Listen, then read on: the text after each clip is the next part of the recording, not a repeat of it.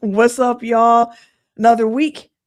A little sick for the Tech File crew this week. We're going to hold it down regardless. A lot to talk about with the Super Bowl happening this weekend, NBA trade deadline on Thursday, and a Royal Rumble that just took place this weekend. So we ain't going to continue to dilly-dally. A lot to talk about. Let's go ahead and get into it. Hit 'em hard, let's go. That T-E-C-K, running back like where's my replay? Got it all in the mix, no BJs. Said it's hard in the game like he did. Mr. Lady is spitting real talk for the entertainment. The podcast stand the game up and they get smacked back down like a WrestleMania. Tell them that they better get their notes ready at a home city. And I'll get it boss, keeping on the low setting. And you know we keep saying so we never gotta get tight than everybody else. Cause you get ready. Ain't nobody else doing this like I. Better keep them cameras and microphones hot. Cause this one's a vibe. Gotta run this race with my tribe. I going live with the pie. Do it like there's no tomorrow. To my ear later, shout out to my point guard. We about to hit them hard. Got them throwing in the tap. Tell the red blow the whistle. This is technical file.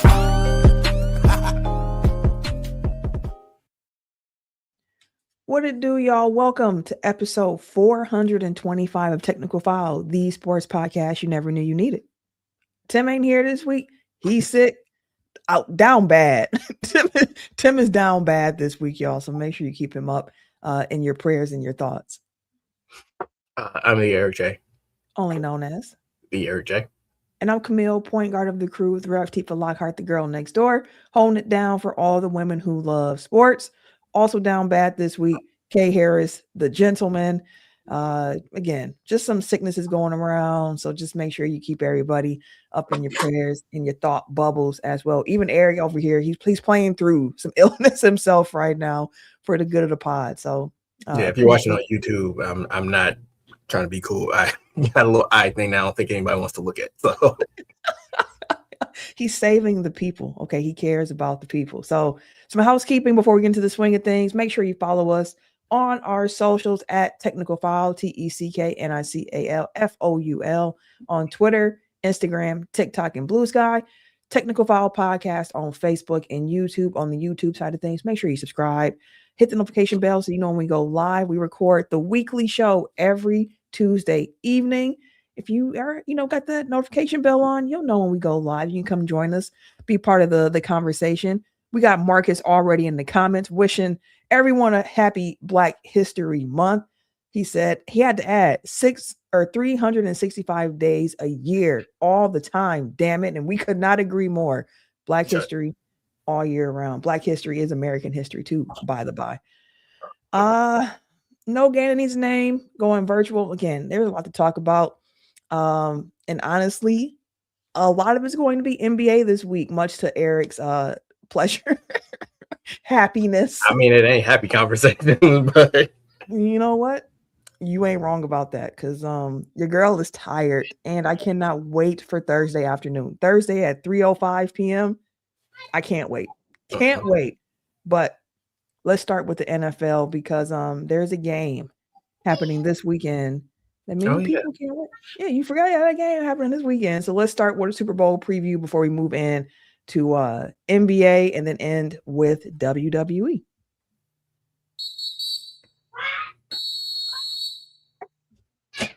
All right. So we had a week without football, and now we get the big game. The Super Bowl on Sunday, the Seattle Seahawks up against the New England Patriots with the Bad Bunny concert at halftime, which is still just getting the people going in many ways at that. Personally, I can't wait till halftime. I've seen people already coming out and being like, oh man, I don't know about no Bad Bunny. I don't know. I'm like, listen, the world is bigger than just America, people. And Bad Bunny is one of the biggest international superstars, period, walking the face of the earth.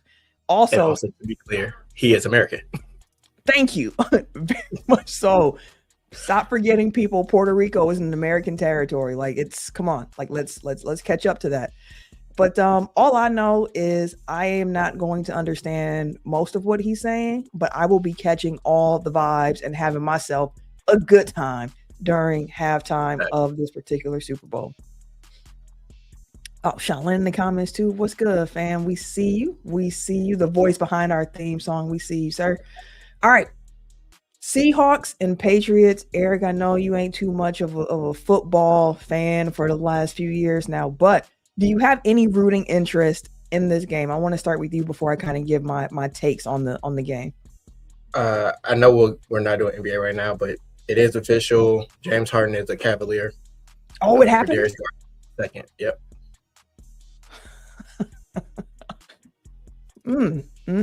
Okay. The Cavs gave up a pick? Okay. Yeah, James Harden to the Cavs, Darius Garland in the second. Okay, we're gonna come back to that. Super Bowl first. This probably won't even be that long of a conversation.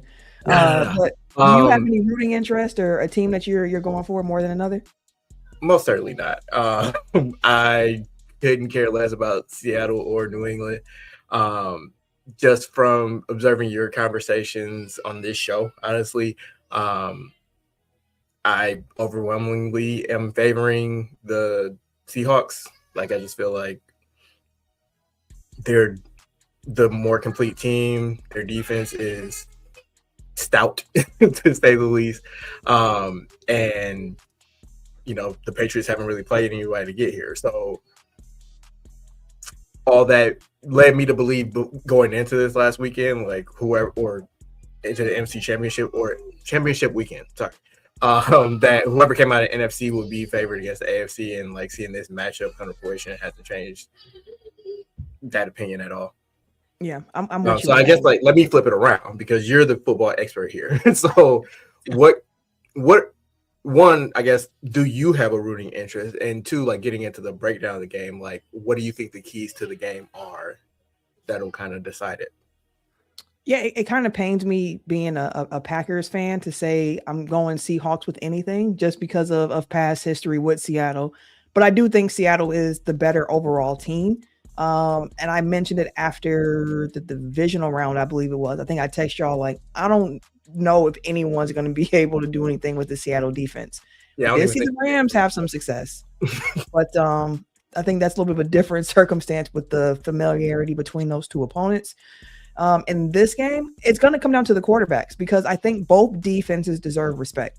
Seattle's defense, we talked about that already, but the flip for the Patriots defense going from being one of the league's worst to one of the league's best in a season under their new head coach, I give them the respect. So for me, this all comes down to which quarterback can make the fewest amount of mistakes. And so far throughout the playoffs, Sam Darnold has been that guy, has done a very good job of taking care of the ball.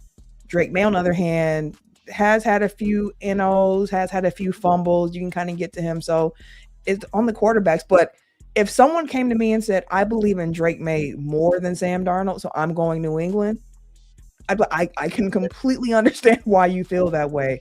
It's, for me, I think just more so I like the system that Seattle has as well. I think they can minimize Sam Darnold's mistakes if he makes them a little bit more.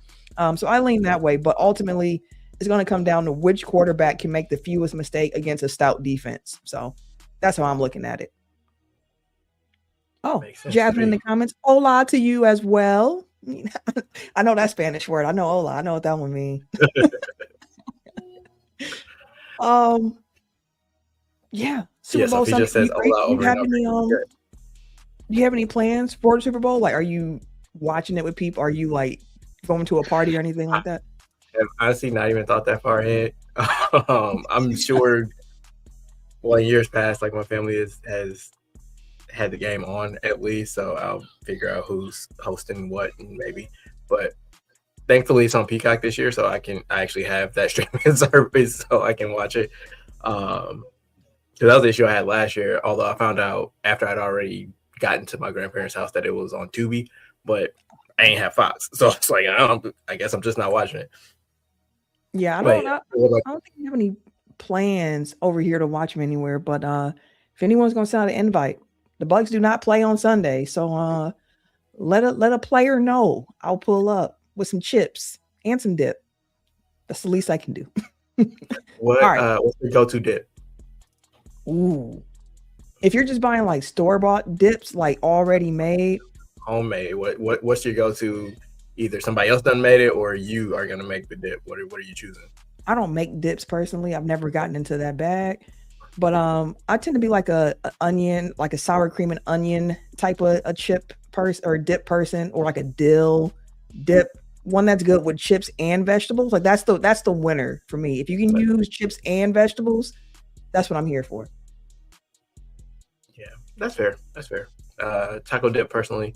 Well, if taco dip count, then like that's ultimately number one. It's in the name. I didn't put any limitations on dips. You can say honey dip. I was thinking taco salad, but Gotcha. taco dip, yes, I would go with that number one for sure. For sure. Undefeated. Never. I think that's enough football already. I'm people like, it's Super Bowl week. Listen, Tim ain't here. And we'll recap the game, like going into it, like we just guessing. Like we can bring it down after that.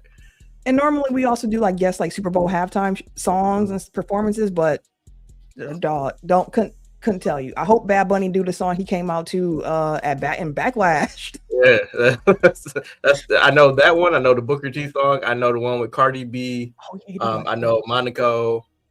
I think that's about it. I'm tapped.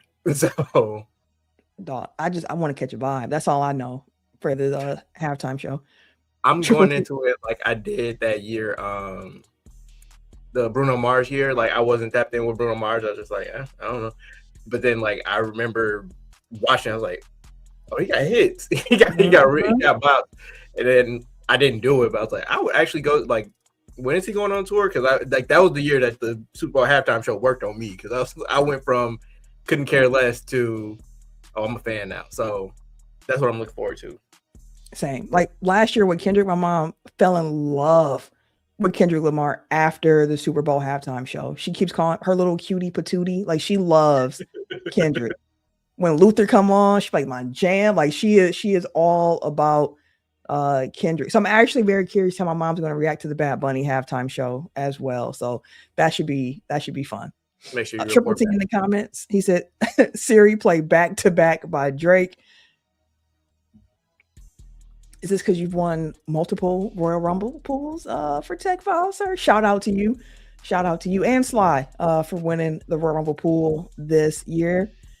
We were going to talk about that a little bit later in the show, but Eric, if you want to tell the people. Oh, yeah, for sure. Like you said, congratulations to Triple T and Sly for winning the Royal Rumble pool. You guys got to hit us up. We'll get you the link. You can pick out a t-shirt from our website, which also we have a website. Well, we have a store. I think it links in our bio.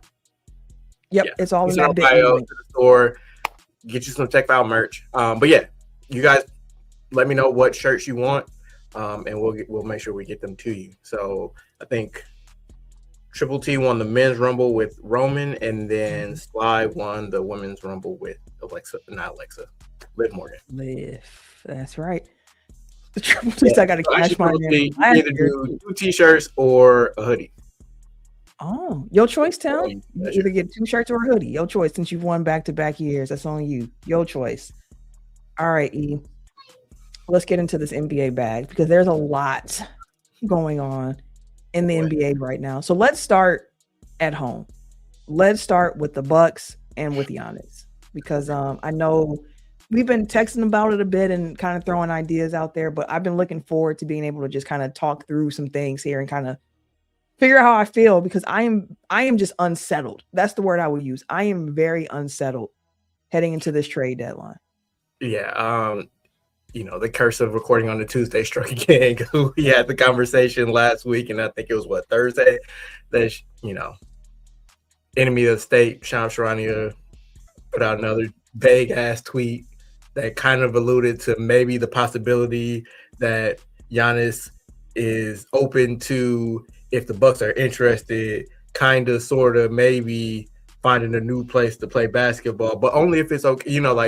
I'm not demanding anything, but I'm, it's just, it's that's been the most tiring part of it is just like, shit or get off the pot, buddy. Like, if you want to leave, stay with your whole chest. Like, nobody is buying the whole, I have no control over my career. I don't know. Like, if they wake up tomorrow and they want to trade me, I don't know. My agent, who I employ and is literally the whole point of his job is to advocate for what I want with my career.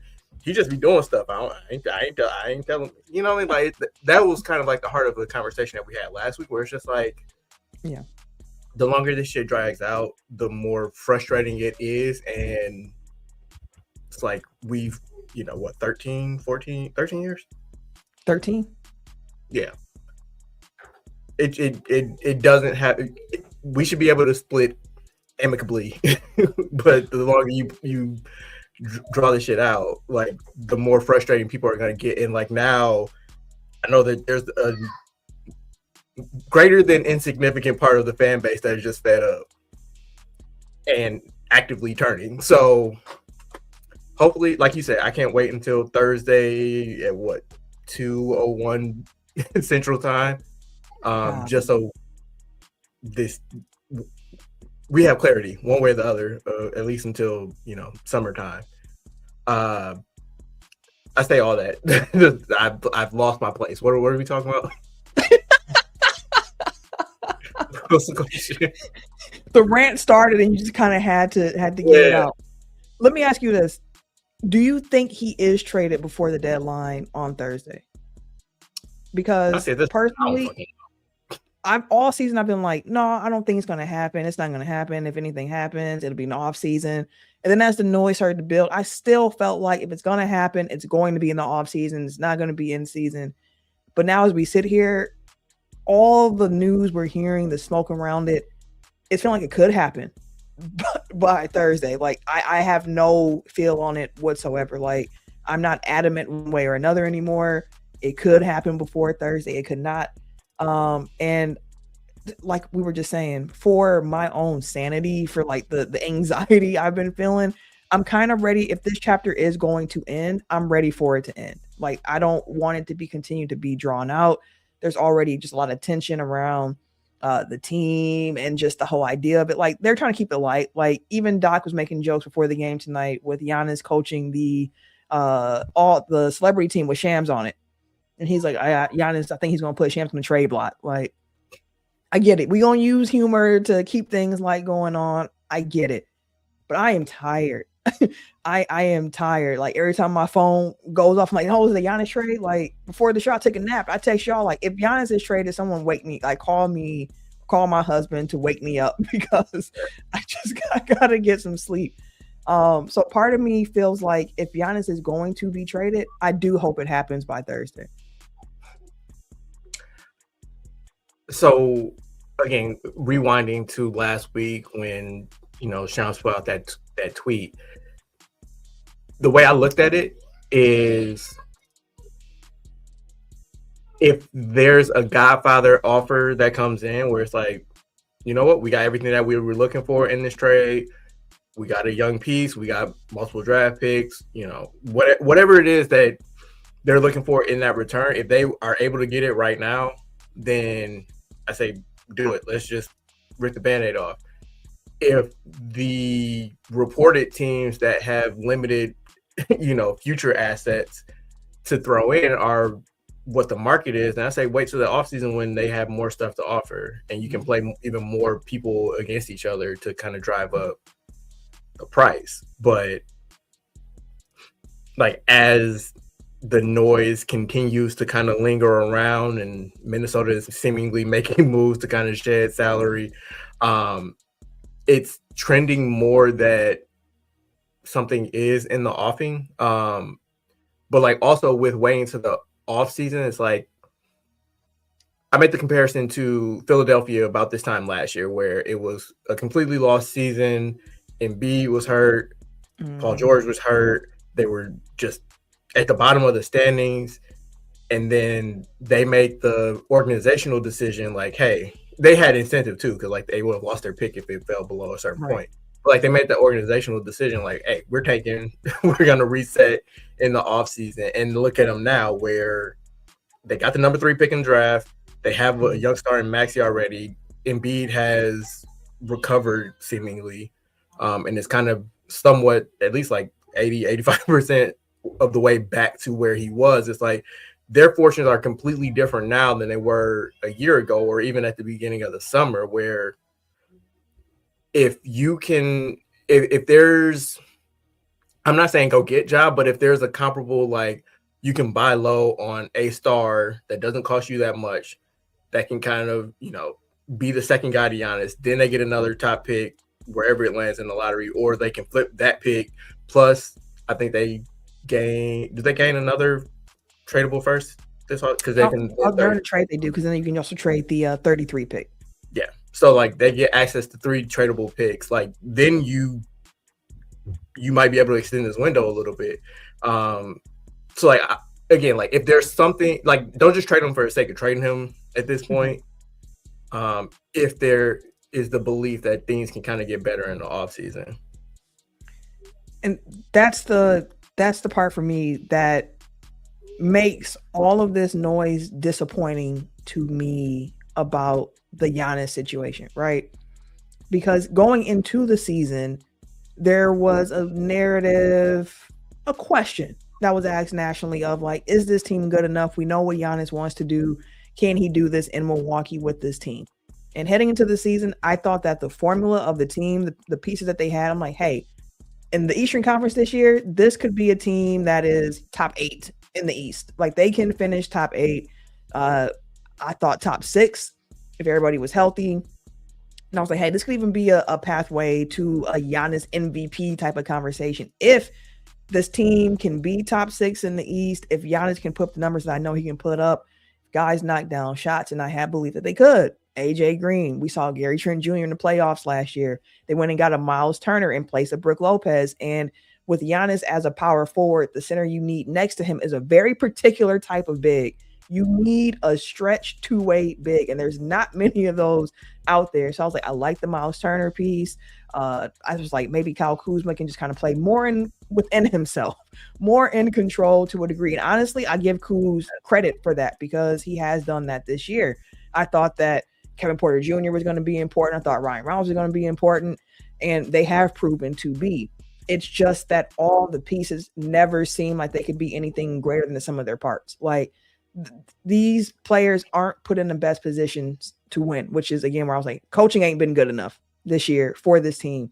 I look at Boston and I'm like, I don't think that team is like drastically more talented than what Milwaukee has, but man, are they put in way better positions to consistently succeed in their system. So that's where I felt. And then you hear from Giannis, right? And he's like making his little analogies about walking around without your wedding ring on. And he's like, sometimes your eyes wandering. You might be like, oh, like he's attractive and they don't know I'm married. So I kind of look, but the season starts and then I stop looking. His words. And he said, but I'm human. If I change my mind in 6 to 7 months, then I change my mind in 6 to 7 months, but I'm a Milwaukee Buck. The first thing I did was check the calendar.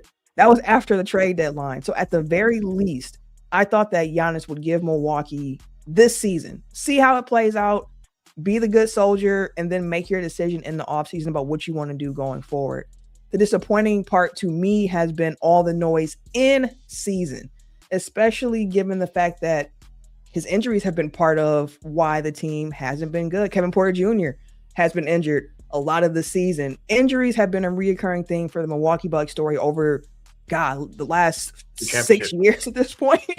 Just that's been a reoccurring problem. And Giannis has been part of the injury problem. And it's not like it's his fault, but like you can't look back at what the Bucks have done and been like, it's all on ownership and what they did. Like they put together some rosters that could compete, but injuries came and messed things up. So for me, again, the disappointing part is that it's all happening in the season. Like players who have stayed with one team throughout their career, you go through low points at points. Like you go through the gap years of trying to figure out what the next step is. Like we saw Steph Curry go through it. You saw Dirk go through it. You saw Kobe go through it. You see it happen. So for him not to give the team even a season to try to figure it out was like, dang, like that's disappointing to me. And I understand athletes' careers are short. You aren't trying to maximize your window, but like this is a Milwaukee Bucks team that has mortgaged so many of his future assets to try to continuously put a team around you. You can't give them a year. And like you say a year or even 6 to 7 months. Like I feel like he kind of pushed the eject button pretty early. Like they got out to 4-1 start. Things look good. He still was saying some weird shit in the media, but then he goes down, he gets hurt like that second week of the season or whatever it was. And think before he even got healthy again, like the rumors and stuff had already started popping up. Like even coming in the training camp, like I feel like he completely refutes like what ownership says about a conversation that they had over the summer. Like it just felt like he was never really bought in. And it's like, if that's the case, then why even go through what we've been going through? Like you said, like it's disappointing that you didn't even give it a chance to work. It's like they built this thing predicated on you being awesome. Yeah. Right. And then, but if you're not bought in and aren't gonna even give it a chance, then it's like it's doomed to fail from the jump, because it's like it only works if you work. So it's like if you were gonna give it an honest try for a couple of months, then maybe it looks a little bit different. But like maybe you were already like, nah, this shit ain't gonna work. So like let me like, so again, I don't know. I don't know all the machinations that are going on in the background. But like you said, it's disappointing that given, because like again, people are like, they need to do right by Giannis. I'm like, they've done right by him. Like I don't think you can point to anything aside from, like you said, injury luck, and just like sometimes your best ain't good enough. But they've paid him every cent that they've owed him. They've every time he's agitated for a trade, like they've again mortgaged their future to bring somebody else in. Moment. They've employed how many of his brothers at this point? Like the whole organization is catered to his whims, and like you said, they gave you all this, which again, they should. A player of your statue, right? Yes, but again, like loyalty is a two-way street, and it can't just be like I'm loyal while things are good. Like you kind of have to. The expectation should be, hey, trust that we're pushing forward. We're like, sometimes the reason why we are where we are right now is because you kept pushing. Like every year we gotta compete, we gotta get forward, we gotta get better. It's like there are some points where it's like, let's be a little bit patient. Yeah. The market isn't conducive to us making a big move right now. Like, let's look at Jay Crowder, right? Like they were so thirsty for Jay Crowder, they gave up five second round picks for a guy that didn't work out, which it happens. But it's like if you're that thirsty to just make marginal improvements, it's like those 5 second round picks could have been used in 5 different trades. They could have like incrementally made your team a little bit better. So, and like that's a very minor move, but it's indicative of we have to push the gas. Got to get better. We gotta just keep pushing. It's like, and then you look up 3 years later, it's like, well, y'all ain't got no picks. Why we ain't got no picks, bro? We ain't got no picks because you made it spin a lot. Like I made the analogy before, where it's like you're dating somebody, and like every time they get a little wandering eye, it's like, well, you can just keep buying me stuff, keep taking me on trips, keep doing this, keep doing that, and then you go into debt. Like, well, I'm leaving because you ain't got no money. It's like because of you. I spent it all on you. That's and that's the piece for me too, where it's just like I push back very strongly against any narrative that's saying like the Bucks didn't do right by him because of everything that we just said. Jasmine asked, but where would he go? I'm not sure there's a team that is willing to handle all that comes with him. Offseason seems like less noise, maybe. And the where would he go part is interesting, right? Because there have been reports coming out recently saying that if he does leave, he wants to go to a situation where, how do I say this? A situation where he's helping to bring a championship to a franchise star for it is the best way I can put it in a word. So like, apparently he's cooled on the idea of going to Golden State because it's like, oh yeah, well, we kind of saw what happened with Kevin Durant. Like, even if I go to Golden State and I win a championship, they've already won. Appreciate it. Yeah, like they've already won, which is why a team like Minnesota, when I did hear them, like, well, that checks the boxes. It's still Anthony Edwards' team, but if you can come on board and be like, hey, it's me and Ant now, and we're about to give Minnesota something they never had before, a championship. I get it. The Knicks, although they don't have the assets for it, where it's like they are so starved for a championship because it's been so long for them. Like, it makes sense where I'm like, okay, I get it. But asset wise, the Knicks don't have it. Minnesota, that's probably why they're trying to find the third and fourth team to bring in and doing all these other moves, because they know on their own they don't have enough for the trade. But I think the part that Jasmine said that I'm curious about if he does leave is like, if you do go to a different market, the scrutiny on you is going to be so much different than what you were getting here in Milwaukee, in a market where you built this up. You built this. Like, some people get mad when I say Fiserv is the house that Giannis bought because taxpayer dollars went to it. But you know what I mean. I'm not saying that he put his money into it. I'm saying his play, him being a key part of the Bucks being good, is part of why the team stayed in Milwaukee, how you get the arena built, so on and so forth. And that scrutiny is going to be a lot different in a different market. Like, if Giannis ends up in New York, again, don't know how that would happen because they don't have anything to offer. The media is so much different. It is so much different. And just how he's looked at, like, if he goes and he gets another championship somewhere else as a second guy, like, cool. Like, depending on circumstance, he might get looked at a certain way, but you ain't gonna be loved like how Dirk was, even though he only got one. He only got one, but Dirk is revered in ways that you can't really put into words in the Dallas area. When the whole Harden Garland swap stuff kind of popped up, I'm like, this is an example. Like, Giannis, pay attention, because like once you get on that wheel of I'm just loaning out my services to win championships, like you can kind of never get off that wheel. Like, you can't just be, like Kevin Durant, James Harden, Russell Westbrook, like all these guys that forced their way out of places where they were beloved and franchise legends. Like, they keep bouncing around from team to team because there is no loyalty there. It's just you keep searching, you keep trying to find the next place.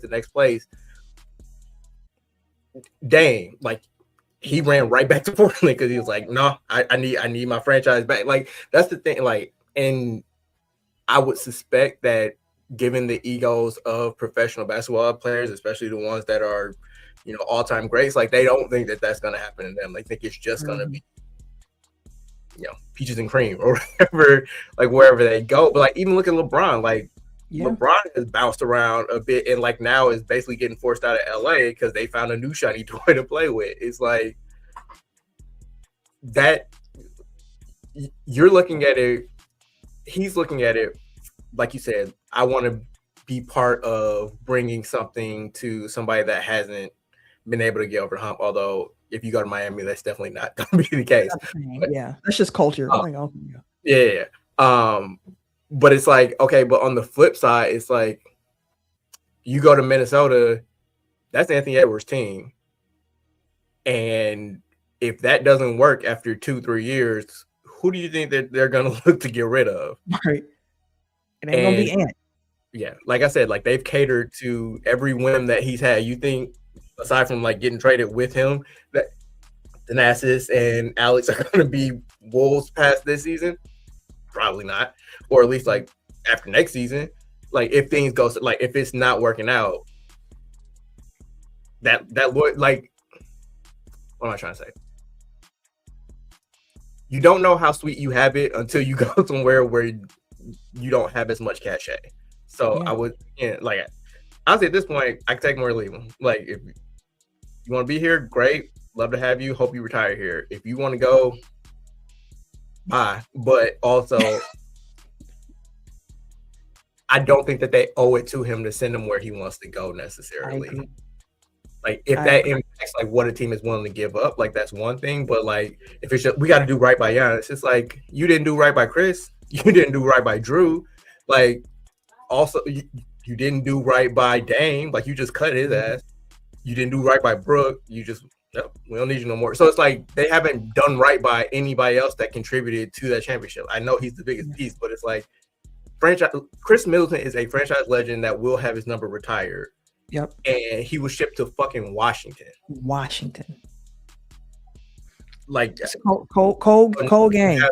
So now you have the guy that's supposed to replenish everything that you put into chasing championships for these last couple of years, and now you're going to take less because you want to do right by him. Like, no, you've done right by him, and that's why you're in the place that you are. So like now is your time. Now is your time to recoup. Yep. So I text you guys probably like an hour ago, and I'm just like, I feel it in my bones. I just feel like we're about to do something fucking stupid. And by fucking stupid, I mean like take less because Just to accommodate what he to wants. accommodate his wishes. And listen, honestly, even if that does happen before Thursday, I'll at least be like, at least we have clarity on the situation. Like, we understand we're all in on the tank. We move, like we move. And this is a draft where if you are looking to start to replenish your team and rebuild, you want to be in on the 2026 draft because also 2027 isn't looking as great, as favorable. I did see someone say, yeah, but 2029 is. I'm like, golly, they be recruiting for so long. What is that? High school juniors?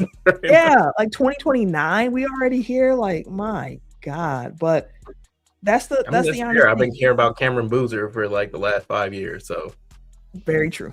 Very true. So that's how it goes. But yeah, I want clarity. Like, if he's still on the team post the deadline, it's gonna quiet things down for 3 months.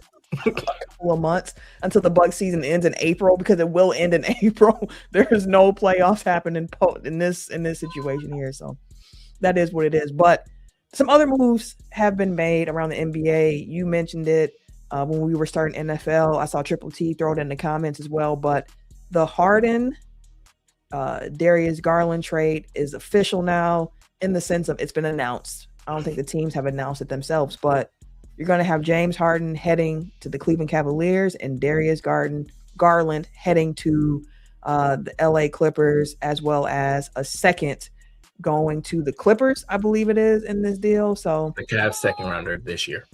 Yeah. And I did hear a draft pick was part of the holdup initially, with the Cavs saying, yeah, Darius Garland's 10 years younger, y'all. Like, we don't want to give y'all a pick for this. And the Clippers are going, but James Harden's better than him in this moment, this season. We need something. So they worked it out. And this was a move initially. Like, I just don't get it for Cleveland. I still don't love it for Cleveland.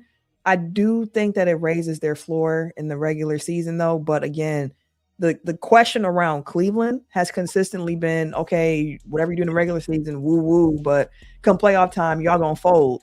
So they add a guy who historically in the playoffs, not every season, but more often than not, has disappeared somewhat in the playoffs. Like, that's the route you go. So I get that, and anybody that's watched this podcast for the last 8 years knows how I feel about James Harden. That being said, one, they haven't, until recently, they haven't really had regular season success this year. So, like, you need to raise that floor to even get a good playoff seed. And also, I think that he's much more reliable. Despite the fact that he's 10 years older. Which is crazy to say. He's much more durable. He's bigger, which, size doesn't mean everything. But, like, in playoff basketball, it surely does, because, like, Darius Garland, his offensive contributions next to Donovan Mitchell are always going to be somewhat compromised. And, like, he gives so much back on the defensive end of the floor. And, again, like, no shade to Dame, but, like, having him on the team kind of, like, enlightened me to the fact, like, you cannot have a small – it's the same reason Trae Young just got traded. You can't have a small, ball-dominant guard as, like, a key part of a championship team, because, like, they give so much back on the other end of the floor. And, like, at least Trae Young is, like, the engine of an offense. Like, Darius Garland is, like, the second option that's rarely healthy and also has not been a good playoff performer in his, limited playoff experience. Yeah. So I get it from Cleveland's standpoint in that, one, you get off of Garland's contract. Like, it's kind of like, I hate making so many analogies, but it's kind of like when Toronto traded DeRozan for Kawhi. It's like, yeah, we know he's probably going to leave after this year, or, like, in the future, it may not continue to produce dividends on that end of the equation, but, like, we've gotten out of the business of a guy that we don't think can kind of take us there. Like, again, no shade to DeMar DeRozan, but, like, I don't think that the Raptors missed him even after Kawhi left. Mm-hmm. So kind of like I just got a text from somebody that said even if it was a second, the Cavs gave back a pick in all caps. So there is some people like, wait, what? But again, like I said, I know he's younger, but he's been hurt, and Harden has been a better player going forward. And to your point about getting off the money, I do think that Harden might be a guy who can also help unlock your bigs. Like, we know he's gonna get you 8-9 assists a game, and although apparently he might be trading bigs too, so like, who knows? Very, very true. So we'll see if they remain here. But you got a table setter. You got a guy who can set the table for your offense consistently, and you move from there. So I don't hate it as much for Cleveland as I did initially when I heard it last night. And then for the Clippers, it just feels like you buy low on a guy who's been a 2-time All-Star. He has been hurt. He is small, all the things. But listen, I kind of wondered if part of why Harden's camp reportedly came to the Clippers was not only like, hey, y'all gonna pay us or not? And they were like, no, we want to keep our books clean. But also, we haven't heard anything about the NBA investigation towards the Clippers, on the Clippers. What is going to be happening with that team and the circumvention of the cap, aspiration, planting trees and all that stuff? Like, there is still more information to be found out about that. So this Clippers team could be getting docked soon for all we know. Maybe he also wants out because he can see the writing on the wall of what's happening for that franchise. So for the Clippers, it's time to kind of revamp. Like, the Kawhi Harden era is coming to a close, and they got to start figuring out what's next for them. Yeah, I agree with everything that you just said. I do want to hit the point that you kind of brought up, which was, I think it's all about money. It's Harden wanted some assurances that he would be getting paid. Clippers are like, we're not paying you. And he like, all right, ship me out. And for all the bouncing that he's done since he left Houston, I kind of haven't blamed him for any of the, like, it's kind of weird. Like, he's been pretty much justified in every move that he's made. Like, he hasn't necessarily gone about it the right way, and like the timing hasn't been great, but he left Brooklyn because Kyrie was being Kyrie at the time, and you couldn't count on him. He left Philly because Daryl Morey lied. He's a liar. He's a liar, and he'll never play for him again. It seems like there was a unofficial, we can't promise you anything, but we're going to take care of you kind of thing. And then when it came time to take care of him, they didn't. Right. But you don't play on money. Like, he's a professional basketball player. His window for earning potential is finite, and I get it. He's made like over $400 million playing basketball, but he's running out of time to make up that money that he missed. So if you got to keep securing your next bag while you're under contract, that's kind of just what you got to do. And again, like, if the Clippers are like, we're not going to pay you, like, it's in his own best interest to go find someone that will, and it seems like the Cavs will. Yeah, seems like they will for sure. Shaolin said Harden just allergic to being in one place for too long. And at first I was like, knowing Harden's off court for sign, I was like, he gonna be so bored in Cleveland. But hey, he's looks like he's about to be in on winning the championship. Plus, jumping from the West to the East, which is how the conference is, like, you got to feel good about your opportunity to win in the East. Jaren Jackson Jr. Oh, wait, sorry. One last thing on the Harden trade. Like, Triple T said somewhere, oh, the offense won't stop when Spidey goes to the bench. Now, I think that's another big part of it, is that, again, because you can't count on Garland, like, so much on Mitchell, and he's like the only creator. Like, the Lonzo move hasn't really worked out. Like, they just went and got Schroeder and Keon Ellis because, like, they just didn't have enough guards. So, like, I think it makes sense. Like, you have somebody else that can run offense, but he can also play off the ball and just be a spot-up shooter, which I think is important. Yeah, I'd agree with that as well. But Jaren Jackson Jr. to the Jazz was the first piece of news that we got today, where it was like, dang, wait, what's happening? I was like Utah. That's the part I kept going back to. Like, it's Utah. Utah is doing this, huh? Oh, okay. Well, then if that's what we're doing, that's what we're doing then. But you get Jaren Jackson Jr., to the Jazz for 3 first-round picks. We got more breaking news? Oh, no. Okay. No. I was looking up how old Jaren was. Sorry. Oh, you're good. But Jaren Jackson Jr. to the Jazz for 3 first-round picks, pretty much. In the picks, they get the 2027 first rounder, which is the most favorable between Cleveland, Minnesota, and Utah. They're getting the Lakers 2027 first round pick that is top 4 protected. And then they get the Suns 31 pick, which is unprotected.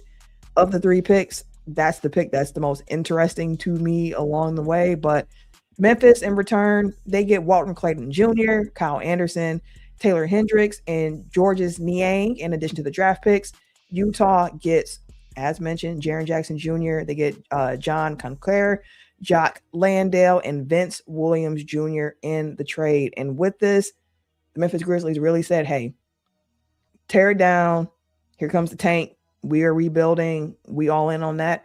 In Utah, a market that we know if you don't get homegrown stars or you don't overpay, it's hard to get them there into that market. So they went and took a swing, and I really like that move for Utah. I think Keontae George, Keontae with Lauri Markkanen alongside Jaren Jackson Jr., like that's a solid core to start building around. Plus, you have Walker Kessler, you got Brent Sensabaugh, you got Ace Bailey still. Like you have some pieces over in Utah where it might not be a complete product yet, but another year, which I assume a lot of those top guys we probably won't continue to see play in this year because they're trying to make sure their pick remains top 8 so it doesn't get sent to OKC. I believe that it is.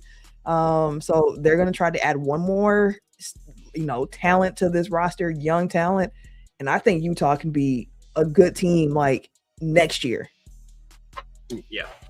Like I think that, people, the short side is like, Utah sucks. Why are they trading 3 first-round picks? It's like they didn't trade any of their own, so it doesn't really matter. Right. And also, like a 26-year-old that's multi-time all-defensive team, former defensive player of the year, former all-star. Like these are the type of players that you cash in all those chips for. Like there's a chance that they don't convey a pick that's, even in the lottery. Like, obviously, we don't know what the Suns will be 6 years from now or whatever it is, but there's a chance that pick just isn't anything. So, jumping on the opportunity to bring in a guy that kind of slots in perfectly between the bigs that you have already and that you're planning to build around. Like, I get people talk about timelines all the time, but it's like he's close in age to Lowry, Markkanen. Keontae seems to be ready to be a primary scorer sooner rather than later. And again, like Walker Kessler is like Jaren Jackson played his best basketball next to Steven Adams. So like giving him a legit big that can do like all the center things and allow him to kind of play, weak side, rim protector, switchable big, just wreak havoc kind of guy. It's like the perfect role for him. So I don't know. It makes sense. Like they're going to have a huge lineup. Like Keontae George aside, like I would imagine that they see Ace as like a future wing. So like he can slide to the 2 probably. You have Lowry who's a 7-footer. You have Jaren who's basically a 7-footer. You have Walker Kessler who's like 7'2" or whatever. Yeah, 7'2". That's a massive lineup. And then you have shooters like Sensabaugh. You still have younger picks like what's his name, Isaiah Collier. He looked good last year. He looked good last year towards the end of the season. Yeah. So like Shaolin said, like 2 years the Jazz could surprise people like Detroit's doing now. Like they're building the foundation for the next Jazz playoff team, and I think that this is a perfect addition for that. I did bring up to you like Memphis just signed him to a massive extension that kicks in next year where he starts to make like $50 million a year. But like I think their books are clean enough to where like they can kind of slot that in and be fine. Yeah, and on top of that too, like sometimes you got to overpay quote unquote talent in certain markets. Like again, being someone who's watched the Milwaukee Bucks for years, understand how that goes. So like I love all of this for Utah. Shaolin also said he loves this for Utah, and Triple T pointed out that the Jazz still do have a lot of cheap contracts around them as well. Like Keontae George is still on his rookie deal, which they're gonna have to pay him eventually, but even when they have to get to that day, like they can get a quote unquote free trial, so to speak, because he is going to be a restricted free agent after the 27 season, I believe that it is. So like you have time to see how this lineup kind of works and figure out if you want to commit that money to him. But the way Keontae has been playing, it seems like he is on a trajectory to be that guard for this team. Triple T also pointed out that Cody Williams is still there, who been a little up and down. So I'm like, ain't quite been what was thought that he could be, but again, still a young guy. And ultimately, too, Utah could look at some of those young pieces that they have and look to make another trade in the offseason if they want to try to jump into contention even earlier. So especially I love all of that for Utah. Sorry, I was saying, especially if they keep their pick, like that's another top 8 pick that you can throw into a deal and really bring back another difference maker. So, yeah, I think that they've been slow and methodical, but like this is kind of what you hoard your picks for, is so that you can kind of throw them out and then have more to spare to make even further moves. Yeah. So, yeah.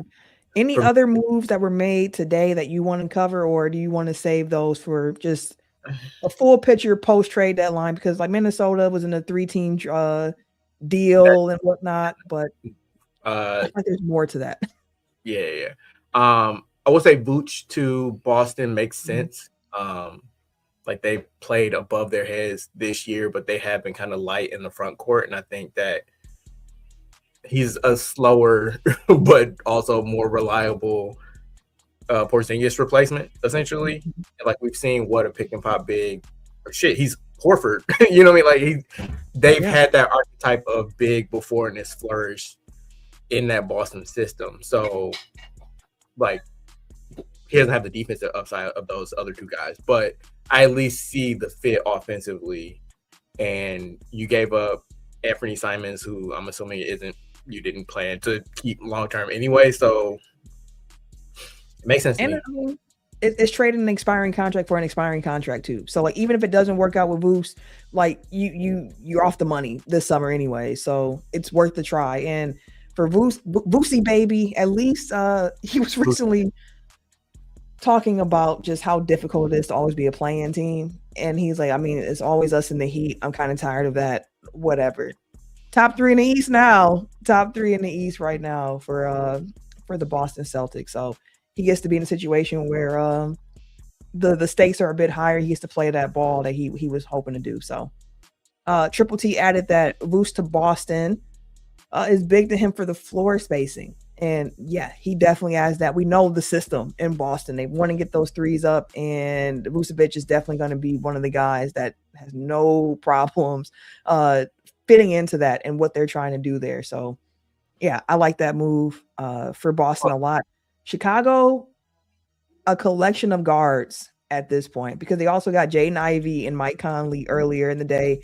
In addition to getting Simons, they already got Io, they got Cody, they got Giddey, they got Trey Jones. Like there are a lot of guards in Chicago. Chicago is getting blown out by 20 to the Bucks as we speak, which I kind of thought was going to happen because I heard Cody before the game, Cody White just saying, Kobe White before the game just saying like, hey, this is tough. Like we just lost a very big voice in our locker room in Vucevic. Like we know we got to go and play, but like that's tough for us. So I kind of thought Chicago might come out a little flat in this game. And that's also a guy that has killed the Bucks like with his 3-point shooting in the past. So yeah, like to your point, like yes, I don't know what they're.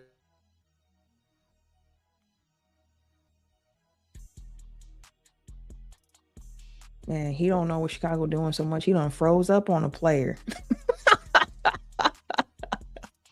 But if you have seen other episodes of Tech File, at least he did not freeze in a way where he looked smitten. You back now, but you weren't smitten this time when you was frozen. Yeah, I just disconnected my phone from Wi-Fi, so hopefully that helps. I don't know where I got cut off, but yeah, I don't know what they're doing with all the stars, but it does seem like Io and Kobe White are not long for Chicago. Let's put it that way.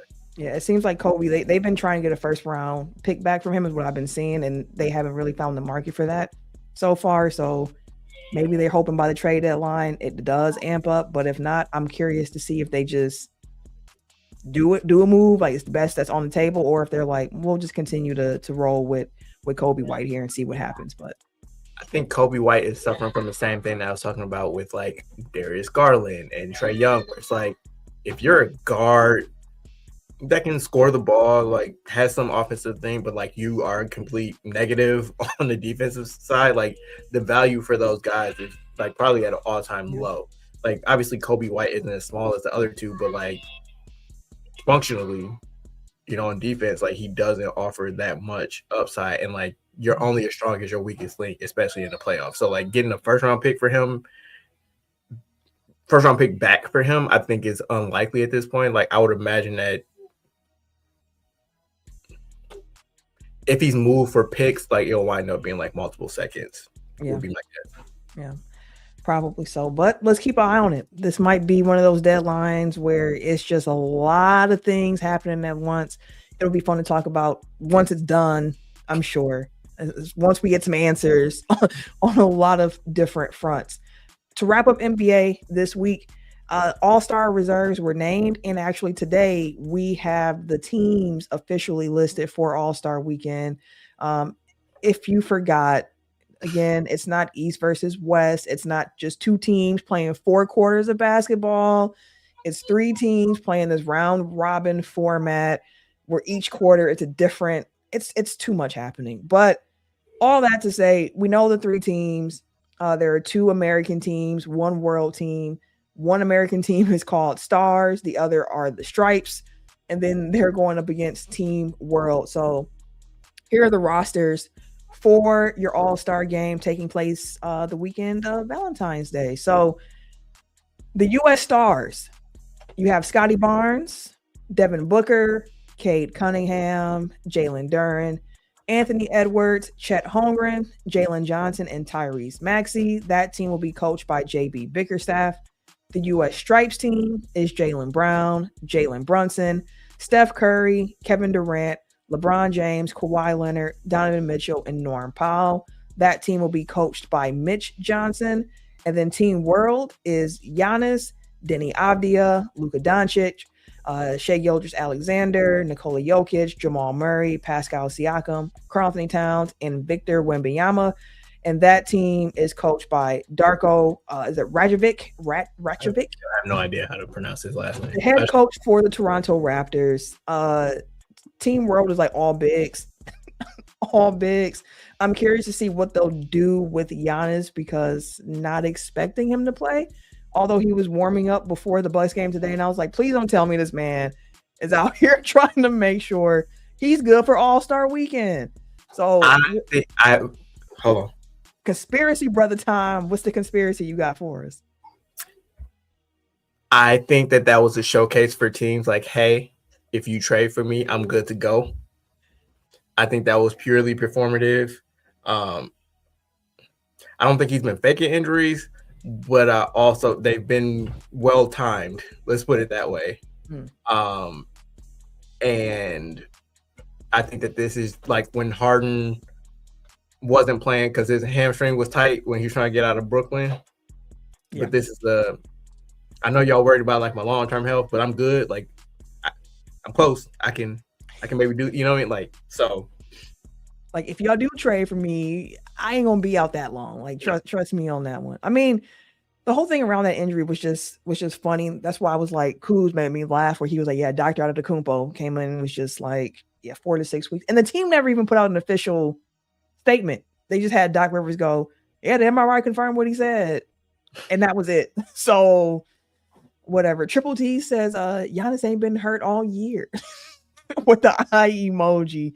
I wouldn't go that far. I do think he has been dealing with some injuries, but this last one, you could physically see he was off during that Denver game.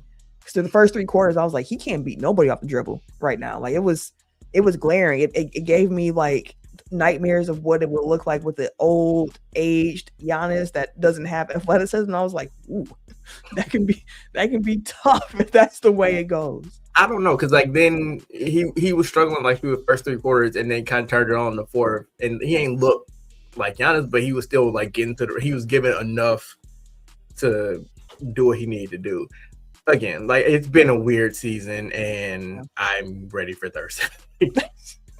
Can't say that enough. All right, let's talk Royal Rumble before we get out of here. The Rumble is generally like my favorite PLE of the year. I've been a big Rumble fan since I was a kid. I just like the concept of it, the spots that come with the match, all of the things. And now that there's 2 Rumble matches since 2018, I have definitely been on board with that. So let me start here. What do you think was the best match on the card? I enjoyed the women's match, the women's Rumble match the most. Same. I, truth be told, I fell asleep on the 2 middle matches, but not because they were boring. It was just I don't know, I was tired or something. But I think AJ got a good send off. Assuming that this is it for him. I think that they did right by him. But like the women's match, I think it had the right mix. It had the right winner for sure. It really did a good job of like spotlighting different women at various points in the match. Like it did a really good, like Kiana James is the one that I point to where it's like, I couldn't tell you a thing about that woman going to this match. Like, obviously I know like she's basically been the mouthpiece for Julia but like as far as in the ring stuff, like I don't know what she do. I couldn't tell you her finishing move. I couldn't tell you her wrestling style, but like they did things to really highlight her strength, like what she does well in the ring, really gave her a spotlight, even if she didn't, I don't know if she even eliminated anybody, but like they did a really good job of like highlighting her. So Ruka, like obviously she had that match with Bayley at Saturday Night's Main Event, but like it did a good job of highlighting what exactly it is that makes her special. Lash Legend looked like a beast, like star in the best way possible. Like she, again, like it highlighted what she does well, and kind of minimized whatever her weaknesses might. Like I couldn't even tell you what her weaknesses are because like it didn't do anything to expose them. You know what I mean? So I think it did a really good job, even better than the men's match did. Like the men's match, they were kind of similar. So like maybe the men's match suffers because the women's match went first, because it felt like a lot of the same kind of structure kind of carried over. But like I just enjoyed that a lot more. There was tension and drama at the end of the match, which is always important. You didn't really know who was going to win necessarily, like especially with Tiffany coming in at 30. Yeah. They love her. So like maybe that was like the Roman Reigns spot where like they put in the person that you think that they're just gonna push, and then it's more of a surprise when they don't win. But yeah, like those are the things I appreciated about that match. I agree with all of that about the women's Royal Rumble match. That was my favorite match of the evening too. And I'll add the Brie Bella return was the biggest return in either Rumble match, the big surprise, so to speak. So it was fun seeing her come out and her and Nikki have their moment in the ring together as well. And the thing that the women's Rumble match did that I love that Rumble matches do, and I talk to Norman about this all the time, let the ring fill up with people. Like let it feel kind of crowded in that ring and let the action kind of continue to develop from there, because even after 30 was out, you still had over 10 women in that ring that were competing for that last spot, and the spots just to get everybody out. Like it was fun. Lash Legend looked amazing. Was it Io Sky when she stumped her out the ring? Like she was hanging on for dear life and stuff. I was like, oh, yeah, cold. Triple T said Lash Legend is a safe Nia Jax. We hope so. Going forward. But yeah, women's match was by far my favorite on the card for this particular Rumble. And I think that's actually been the case for quite a few of the Rumbles since the women have come on board. Like they put on the show every single time. I did see that Charlotte eliminating Alexa was accidental. She was not supposed to be eliminated in the fashion that she was. So the shock on her face was actually real. Yeah. That's like kind of a happy little accident. Like I don't know what their story was for that, but like I think it adds to the tension that they've been trying to kind of manufacture a little bit recently. So like I think it will wind up being a positive, probably. I don't know. I also like Chelsea. Like Chelsea is always fun. Like My girl, more and more people are hopping on the Chelsea Green bandwagon, and it makes my heart smile. Okay. Chelsea Green is fantastic at what she does. She is a great professional wrestler because she gets all the other things outside of the wrestling that you need to do to be an engaging wrestler. She's just funny. Like she has the spot. She knows how to play it up. Like she's not afraid to embarrass herself for the spot. Like I love everything about Chelsea Green. Yeah, I think I had a point about like WWE Unreal on Netflix that I don't think we'll get to today. But watching that, they had like a episode mainly devoted to her and kind of telling her story kind of outside the ring. And I think it was Michael Hayes was like, Chelsea is somebody that maximizes her time. Like it doesn't matter if you give her 30 minutes or 30 seconds, like she's always going to do something that stands out that kind of makes the most of whatever TV time she gets. And like I think that that's the best compliment that you can pay to a performer. It's like they maximize their minutes or seconds even and always make you remember something about what they did. He also went on to say like she's self-aware and understands that she's not the guy essentially, and she's the guy that makes the guy, and she got to push back against that. Like, okay, I don't blame her. But she said that she found out that I felt like there might be a ceiling on me, but finding out on national TV was kind of shocking. Of like, they really do look at me that way. Of that's all she can be. But I think that also will kind of get the crowd even more behind her, where it's like, yeah, we all love her, and it's like, yeah, give her a chance to be at the top of the card. Like, anyway, like we're getting too far afield, but like, yes, I agree. Chelsea's great. Like the way she came in and tried to like collude with Judgment Day. It was kind of reminiscent last year where she tried to, insert herself into the cookout in the middle of the ring. Her almost elimination where she like lands on the back of Alba Fire. Yeah. Again, just like always doing things that are interesting. I think it's her superpower. And everyone don't got that. Like that's what makes it a superpower. Like she's a complete package in that sense. So let me ask you this. I mentioned that Brie Bella felt like the biggest surprise. Do you think that this year's Rumble matches, just the Rumble matches, not the other two matches on the card, had enough of the spots and surprises in the moments that you actually look for that tend to make the Rumble great? Because I was sitting here like I'm waiting for Chris Jericho's music to hit during the men's match. Never came, and I was like, dang. Maybe Chris Jericho ain't coming back. Like maybe not, but we saw a comment coming here from Shaolin saying Royce Keys is going to be a problem. You saw the powerhouse Hobbs pop up before it changed to reveal that his name in this company is going to be Royce Keys going forward. So like you got a debut at the Rumble, and you had Brie Bella come back, and you had some spots. But do you think that there were enough in this year's Rumble?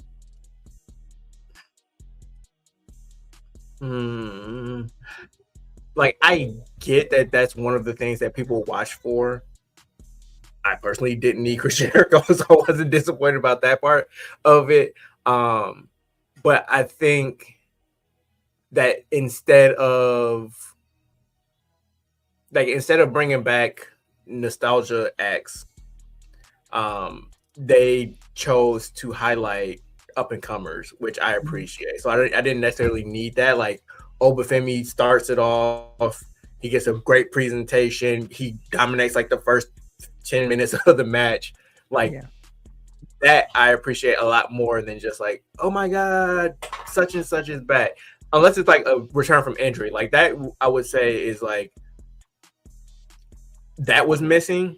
Like Tiffany Stratton and LA Knight were like the big return from injury people, and like they've been out for like 2 months. Like it's not enough time to have built up like, oh man, I haven't seen them in forever. I can't believe that they're back. Chad Gable, I guess, will be like the other one too. But Chad Gable was jacked as the original Grande Americano. I was like, dude, cut, ripped, just muscles had muscles when he came back. I was like, dude has been working during his time away. I think Corey Graves said,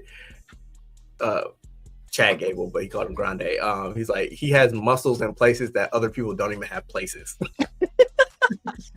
Which is facts. Which was facts. He had a tan. He came back like, yeah, I'm ready for this run to come back. But no, I definitely hear you on that. And also, I think that crowd wouldn't have given. I mean, they gave Brie Bella a decent enough pop, but like they were kind of whelming, like to me as far as the crowd. So it's kind of like, it would have just been wasted on them anyway.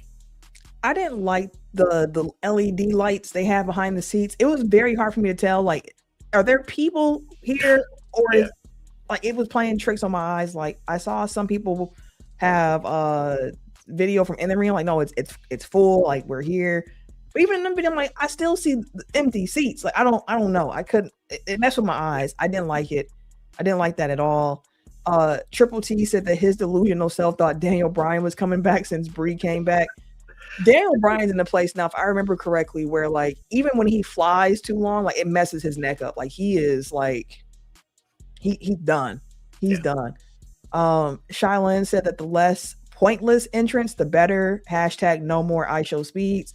And I push back on that. I like 1 or 2 of those every single match because the spot is normally really entertaining. Like even before iShow speed, like one of my favorite pointless quote unquote entrance was like when Drew Carey was in the Rumble, like, and he tried to pay Kane off before he realized that's not going to happen. Let me get out of here. Like the Rumble offers a scene for moments like this year, seeing Oba and Brock Lesnar look at each other, but not square up or touch each other in that match. We're like, ooh, that could be really fun to see. Like the teases are cool, but also the lightheartedness of it all is hilarious. Like the year where R-Truth came out with the ladder and he sets the ladder up in the middle of the ring and he's like, where's the briefcase? Like I like levity in those situations, in addition to the teases, in addition to the showdowns, the friends who get pitted against each other, like all the things that you can put in a Rumble match. I want it all. I don't mind one iShow speed every year. I don't want a lot of them, to be very clear. Like one is fine, but like I do like those spots personally. And I think that those spots are better served than like Rey Fenix coming out right for 30 seconds. Like I think that does him a disservice, where it's like he just looks like him and Rusev, like they just look like, oh, they ain't shit. You know what I mean? Like it I would much rather have that spot be wasted on somebody that you know isn't going to win, but also shouldn't win, like Pat McAfee or Speed or Bunny or, you know, whoever. It's like, yeah, I know you're not going to win the Royal Rumble and main event, but like at least it's a spot that means something. Like kind of with Chelsea Green, where it's like, it doesn't necessarily have to be like the whole point of the match is to win and go get WrestleMania, but like it sets up a next thing, or it just serves as like an entertaining spot. But like again, Rusev, Rey Fenix, Solo, even like they came into the match, didn't do shit, get thrown out automatically, and it's like they just look worse off for it. Yeah.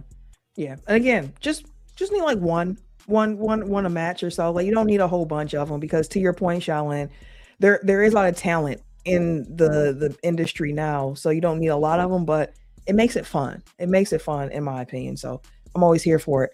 Let me ask you this: who do you think the hooded man was that attacked Bron Breakker on his way out to the ring, which helped him get eliminated immediately by Oba once he got into the ring? Because I think that is Logan Paul. I think that Logan Paul was too gung-ho. I think it was SmackDown. I forget which show it was before the Rumble, when he was like, we're all going to come together and we're going to make sure that Bron Breakker wins the Rumble. We are all going to be in the match. We're going to make sure that happens. And I was like, that's very kind of Logan to be all about team. I don't believe it. I think it was him underneath that mask who attacked Bron to try to create a spot for him to be the guy from the Vision to go forward. I think there's going to be that a dissension within the group in that way, where Logan Paul is secretly behind the scenes trying to blow it up to make it his group. I can see that. I think the answer is they don't know at this point. To me, it kind of feels like we'll kind of throw this out as a tease and then we'll fill in the blanks later. Like whoever it was that actually came out there is not going to be who gets revealed as the guy that attacked, right? So I think it's like Seth may be trending towards he may be able to be cleared by Mania, in which case we can kind of set things in motion for that match. And keep doing run-ins until like mass run-ins until he's ready to kind of unmask and be the guy that's been doing it all along. If he doesn't wind up getting cleared, then maybe it is Logan. I feel like they didn't necessarily do enough to see that during the match, because like it should have then been, instead of, you know, Heyman comes out with Brock Lesnar, he comes out with Logan Paul, and then like Austin Theory and Bronson Reed are actually, you know, it's made clear like, oh, they are now making him the guy that we're going to make sure the Vision wins. Like, they would have done more in that vein, but like I think they're just keeping all their options open at this point, probably. I just laughed a little because I saw Shaulin's comment that said, at this point, it was me, damn it. I'm sick of the masked man spot. And that is becoming a staple of Triple H's WWE, the masked man run in on the spot. So it might be David Shoemaker. Like, for all we know. It ain't Montez Ford, probably. That's who I was hoping it was initially, but Austin Theory, here we go. Overall, though, what do you rate the show? Scale of 1 to 10. What do you rate the Rumble this year? I think I'm going like 6.5. A little underwhelming for me in certain areas, and I don't know. It just didn't hit all the spots I wanted it to, but it was a show where I was like, okay, all right, Rumble, we got here, we did this. Yeah, I think my standard for that type of show is a 7. Like 7 is kind of like my median. Like it's a C. It's a C show. It was fine. It wasn't terrible. It happened. We're moving on. You know, like I don't think I would look back and be like, man, that was, you know, the greatest Rumble of all time. It's just like it happened. It kind of did what it needed to do, which kind of sucks because again, like it was AJ Styles' final match. Also, shout out to Gunther for just trolling the fuck out of everybody yesterday on Raw, like coming out to his music. The way he did AJ Styles' entrance with the arms too, it made me laugh very, very hard. Very hard when I saw Gunther. I was like, Big Goon is my dude. There are people who do not like him and think he's overrated and he's getting too much.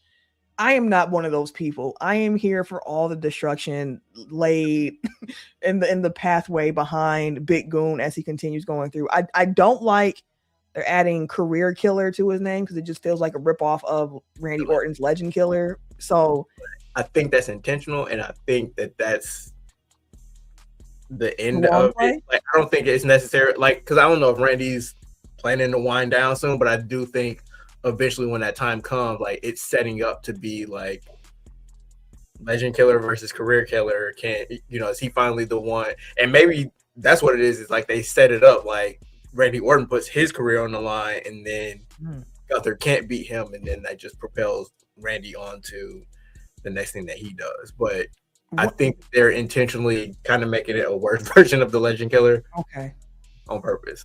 That payoff would make sense. Let me ask you this too, just talking about Randy. Do you think he has one more major title run to push him up to 15 so that he does pass Triple H, and then it goes Triple H with 14 world titles, Randy Orton with 15, Ric Flair with 16, Cena with 17? If the Royal Rumble, if the international shows have illuminated anything to me, is that Randy Orton is probably the most over man on the roster. Like everywhere he goes, people love him. That's why I'm like, I don't think that he's gonna turn heel ever again, because like nobody's gonna, like he's not gonna get heel heat ever again. Like he's just too beloved at this point. I could be wrong, but like I just don't see it. Like it's just he's reached that point of his career where it's just like it's like Undertaker at the tail end of his career. It's like, we're not gonna boo you, fam. Like we love it. You've been here for most of the people. It's like he's been in WWE as long as they've been alive. Probably was their favorite wrestler coming up. Like he's too beloved at this point. He's an institution. I do think that anytime that they want to put the title on him, they can. And he can have a decent enough run. I think it's just, will he want to be around frequently enough to hold the title? Well, shoot, the way they treat title runs now, he ain't even got to be around all that often. Yeah, like he's around more often than Roman title holders. So I don't know. We'll see. I need to still finish Raw from yesterday. Mondays, I'm doing Locked On NBA, so watching all the games. I don't get a chance to watch Raw live, and then today has just been NBA trade craziness that I've had to kind of keep an eye on. So I haven't got a chance to finish Raw, but I keep hearing that the Roman Reigns CM Punk promo to end was fantastic. From what I saw to start the show, I was like, "Oh, this is gonna be an episode of Raw." Like, I'm looking forward to finishing this one. Yeah.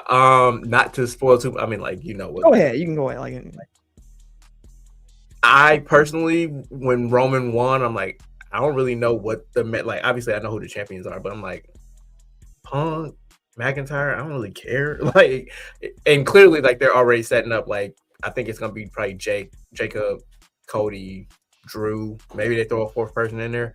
On that side, so it was clearly Punk. And I'm like, we just saw them like in the main event last year. Like, obviously, they had Seth there, but do we really need to run this back?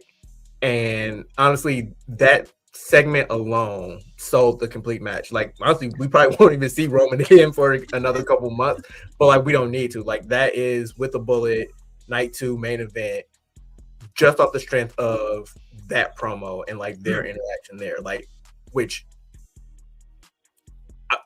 I'm not one that's prone for hyperbole, but like, it seriously was that good. And like, again, I'm not really all that invested in either one of them at this point. Like, it's like, we know what they are, they're known commodities, right. But I think the story that they've now set up, the passion with which they did it, the fact that we'll probably get more promo battles going forward,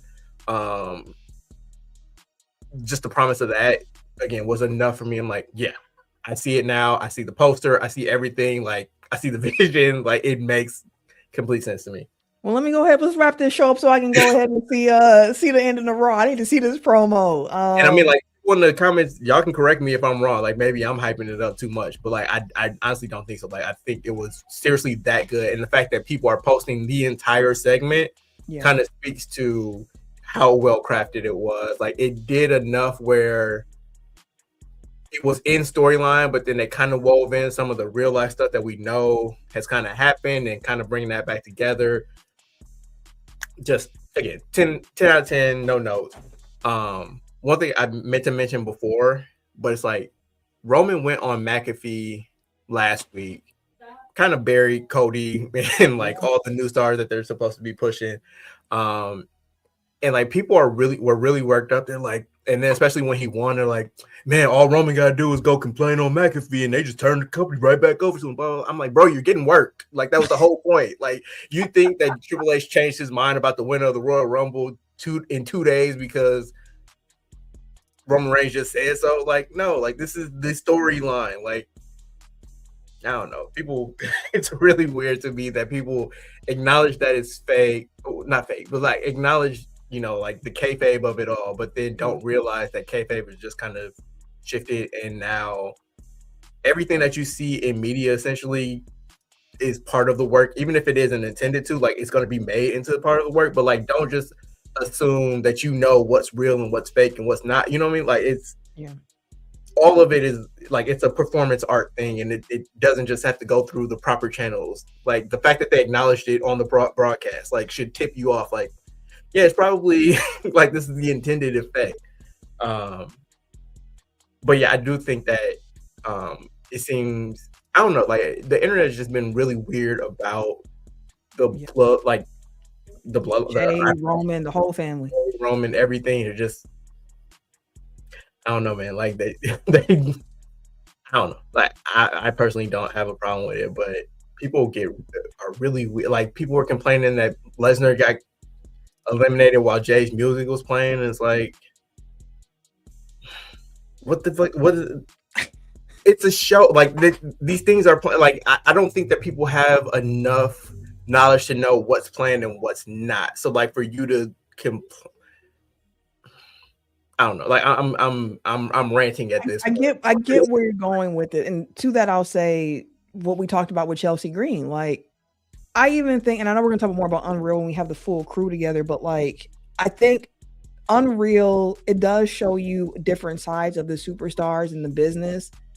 but I still think it's a work to a degree. Like that's how I'll say it. Like even the things that are real in WWE, it's still storyline in some form, some fashion. Like it's all about advancing the story in multiple channels and also bringing in different eyes, because I know people who don't watch wrestling but love reality documentaries and stuff who are watching Unreal and are like, oh, you know, I like that Jey Uso dude, or I like this person I saw on this show. So we'll see.